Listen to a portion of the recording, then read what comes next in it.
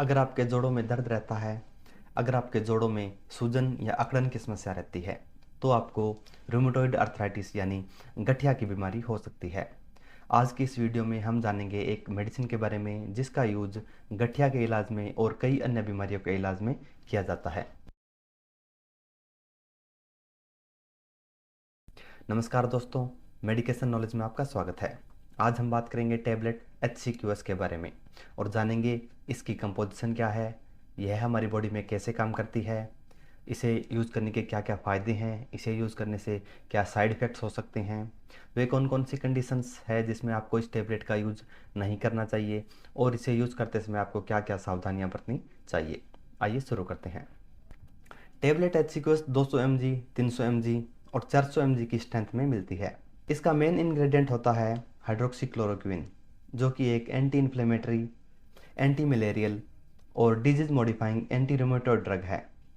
यह एक इम्यूनोसप्रेसेंट है जो हमारी बॉडी के इम्यून सिस्टम की ओवर एक्टिविटी की वजह से होने वाले नुकसान से हमारी बॉडी को बचाता है। यह हमारे इम्यून सिस्टम को वीक करता है, उसे सप्रेस करता है और कई प्रकार की ऑटो इम्यून डिजीज के ट्रीटमेंट में लाभदायक है। अब हम जानते हैं इसके यूजेस और बेनिफिट्स के बारे में, यानी कौन कौन सी डिजीज़ के ट्रीटमेंट में यह मेडिसिन काम में आती है। इसमें सबसे पहला है रूमेटॉइड अर्थराइटिस यानी गठिया के इलाज में। गठिया एक ऑटो इम्यून डिजीज़ है। ऑटो इम्यून डिजीज़ वह होती है जब हमारी बॉडी का इम्यून सिस्टम हमारी खुद की सेल्स को, टिश्यूज़ को डैमेज करने लगता है।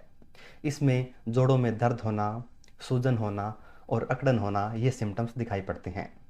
टैबलेट HCQS हमारे इम्यून सिस्टम को वीक करके, उसे स्प्रेस करके इन सभी सिम्टम्स से हमें निजात दिलाती है। इस डिजीज को और ज़्यादा आगे बढ़ने से रोकती है और इसके ओवरऑल इम्पैक्ट को हमारी बॉडी से कम करती है। दूसरा, यह टैबलेट यूज की जाती है SLE के ट्रीटमेंट में। SLE यानी सिस्टेमिक लूपस एरिथमेटोसस। यह डिजीज भी एक ऑटो इम्यून डिजीज है। इसमें हमारे joints, blood vessels, kidney, brain, lungs आदि प्रभावित होते हैं। इसमें शरीर में थकान होना, जॉइंट्स में पेन होना और चेहरे और गाल पे रेसेस हो जाना, ये सिम्टम्स दिखाई पड़ते हैं। इसके अलावा टैबलेट HCQS एक एंटी मलेरियल मेडिसिन है, इसलिए इसका यूज़ मलेरिया के ट्रीटमेंट में किया जाता है और टाइप 2 डायबिटीज़ मेलाइटस के ट्रीटमेंट में भी यह मेडिसिन ग्लाइसेमिक कंट्रोल को इम्प्रूव करने के लिए दी जाती है। अब हम जानते हैं इसके पॉसिबल साइड इफ़ेक्ट्स क्या क्या हो सकते हैं। इस टैबलेट को यूज़ करने से आपको कुछ सामान्य साइड इफ़ेक्ट्स जैसे जिम चलाना, उल्टी लगना, दस्त लगना, भूख कम लगना, बुरे सपने आना और रेसेस हो जाना, ये दिखाई पड़ सकते हैं। इसके अलावा ओकुलर टॉक्सिसिटी यानी आंखों की रोशनी कम होना, यह भी इसका एक साइड इफ़ेक्ट है। इसलिए अगर आप इस टैबलेट का यूज़ लंबे समय से करते आ रहे हैं तो आपको हर 6 से 12 महीने के भीतर अपनी आंखों की जांच करवा लेनी चाहिए।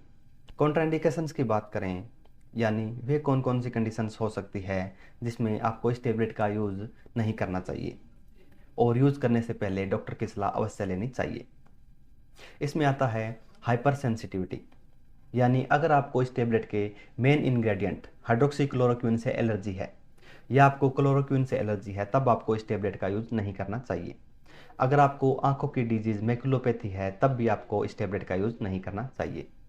प्रिकॉशंस की बात करें, यानी इस टैबलेट को यूज़ करते समय आपको क्या क्या सावधानियां बरतनी चाहिए। डॉक्टर के बताए डोज या ड्यूरेशन के हिसाब से ही टैबलेट का यूज़ करें।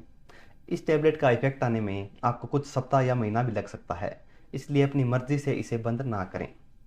इस टैबलेट को लेते समय अगर आपको अपने शरीर में कुछ बदलाव नज़र आते हैं, जैसे हार्ट रिदम में चेंजेस होना, आंखों में धुंधलापन होना, मसल्स में वीकनेस होना, पेन होना, टेंडरनेस होना, तब आपको डॉक्टर की सलाह अवश्य लेनी चाहिए।